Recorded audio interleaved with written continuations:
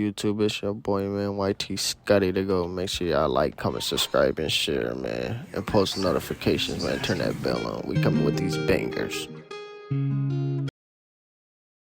When NBA's latest episode of 2K TV came out, people were frustrated because we got the same wreck as we had as last year.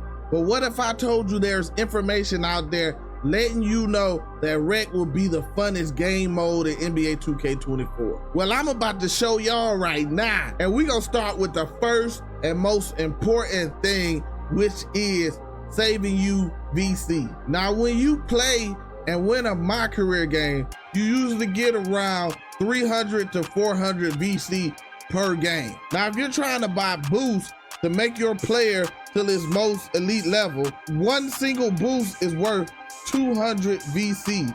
And that's not even talking about Gatorade, where one individual Gatorade boost is worth 500 VC. Now, you're already playing at a loss and you haven't even thought about making a new build yet. Now, when you come to Rec, you can actually get like from 700 to like 1400 VC. Now you can actually think about going and using boost because the VC matches up. And even if you don't want to use boost, you can really use this VC to go out and make your next build. And this is the same for the legend grind. If you didn't know, the rep system is back for NBA 2K24. And what mode gives you the best rep? Y'all know. Now, we also got information on this new badge system, and now badges require you to be able to grind them. Now, as you see right here, we have badge levels, and you have to grind each individual badge to the next level. Now, I'm gonna go over this real quick, not hitting necessarily everything. 2K said, once you created your player and started your career, the badge collecting journey begins. We're happy to bring you all new badge progression system that is all about proving who you are on the court, game in and game out. In-game badge levels are determined by badge usage, meaning how often they're firing off in the game. Over time, from game to game, your usage and skills with the badge are being evaluated, and your badge level will start to trend towards the level that matches your play.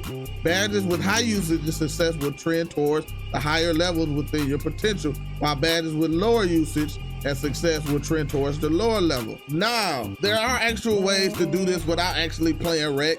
Like they say in one of these lower paragraphs where they say, practice makes perfect. Badge level progression can also be worked on in team practice facility, the Gatorade training facility, and at Chris Brickley's gym. But if you don't want to go out there and do the drills or play against the AI and stuff like that, your best way to upgrade these badge levels fast is through the rec. Now, one of the biggest issues that really used to make the gameplay of the rec irritating is when you had players standing out of bounds.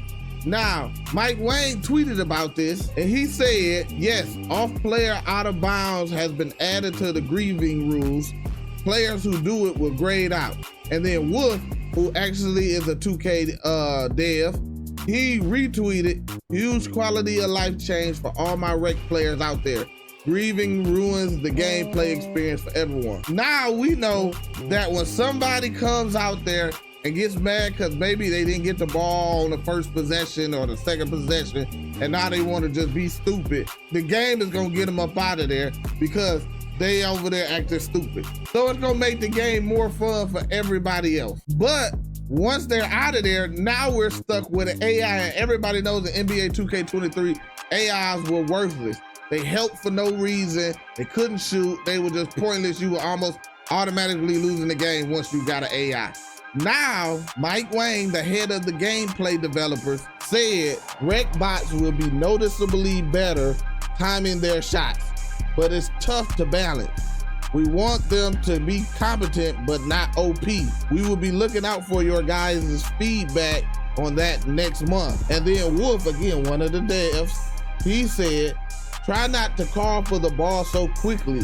Let the AI take the open jumper. Aim to play good basketball in NBA 2K24. And that's not just it. He wanted to follow up on that. He said, speaking of rec AIs, it's a lot harder to step back cheese the AI. They play much tighter on-ball defense. So we got that cheese up out of there. AIs also play tighter off-ball defense making it harder to cheese, catch, and shoot threes on them. That's another one we got up out of there. And then AI also dropped less frequently from the corner to help in the paint with paint defense. So again, now we will have competent AIs actually to keep the gameplay going, keeping it good. But then I got something else that's been irritating for the rec, and we talking about ghost contests. But I'm not gonna say it. I'm gonna let y'all hear from somebody who actually played NBA 2K24 early, right here. So as y'all hear right there, the boy said you're not gonna be able to just bait the passing lanes or play the paint and then still be able to get back and contest somebody shooting from the three. We know how irritating that was. Now there's gonna be more shots flying. We gonna let it fly all through the daggone rec. It's gonna be way more going on, way more easier baskets going on, because you have to actually play good team defense. You can't just use the animations to bail you out. Now this brings me to another thing, which is passing lane. We know how OP passing lanes was in the rec. It was super hard to get the ball anywhere over the court because people were getting steals all the time just by pressing the steal button. Now Bad Plug tweeted at Mike Wang asking him, what do you think has the biggest skill gap in gameplay on NBA 2K24? And Mike Wang responded saying, meter dunks and pass interceptions, in his opinion. Now we know that the interceptions won't come as easy as they were coming in NBA 2K23. So you will be actually able to spread the ball around, encouraging team basketball. And on top of that, we got some new playmaking badges that actually are going to help with passing too. We got Relay Passer, a hockey assist badge. Relay Passer provides a boost to shooters in a pass to assist situation. So if I pass it to somebody and then they kick it to the next person, and if they got Relay Passer on, then the third person that got the ball would get a boost to a shot. Then we also got Touch Passer. I am huge on this one. It sucks sometimes that we have to wait on the animation, and I can see a guy wide open in the corner. They passed it to me, and I want to swing it real fast to the guy wide open in the corner, but I got to go through the animation. Now we got a badge that allows you to quickly pass the ball to that open man, getting them a faster shot. Now the Czar, one of the 2K devs, actually tweeted, which then got retweeted, then he retweeted the retweet, and I don't know what, anyway, and he said in 24, they did work on getting some air under the white pass. So I have had plays where I see the big running and white pass over the defense for the transition score. He said it felt incredible.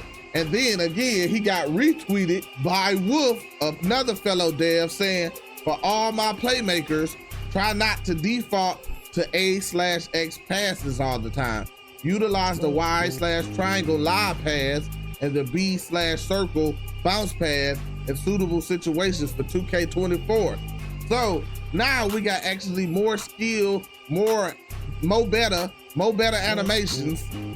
We got better animations when it comes to passing. So now you can actually get the ball moving around the court, and it doesn't feel so cramped and just, you know what I mean, compacted in there. Now another thing, when we're in rec, there's a lot of people out there moving around and everything like that, and we get a lot of little glitchy little animations that 2K necessarily wasn't prepared to put in the game. But now with Pro Play, these little animations were actually captured, and you see right here, while they're saying, while the primary actions certainly benefit from the ultra-realistic tech, they aren't the only areas you'll notice. Casual inbound passes and otherwise unremarkable motions that aren't a priority during mocap have now been scanned to cover even the most minute details. The way we move up and down the court, how we move off ball, screens, people don't talk about screens. And on top of that, you see, now we got different badges for big men. So now you can actually be an inside big setting screens. You're going to get better animations. You get better passes over to you. Spot Finder, by utilizing the get open mechanic, Spot Finder would allow players to receive a speed boost off the ball to get an open space with a raised chance of knocking down a shot off of the ensuing catch. And then on defense, you got badges like Fast Feet that allows the defender to get a speed boost. 94 feet, you can play better defense coming up the court. Now again, we're gonna actually be able to let it fly because ghost contest and stuff like that is going to be out. And they got new badges, as y'all see right here, that's going to even make it be better. And so I broke down the shooting information we got so far in NBA 2K24 in this video. So if y'all want to check that out, man, click on this link, man, right here.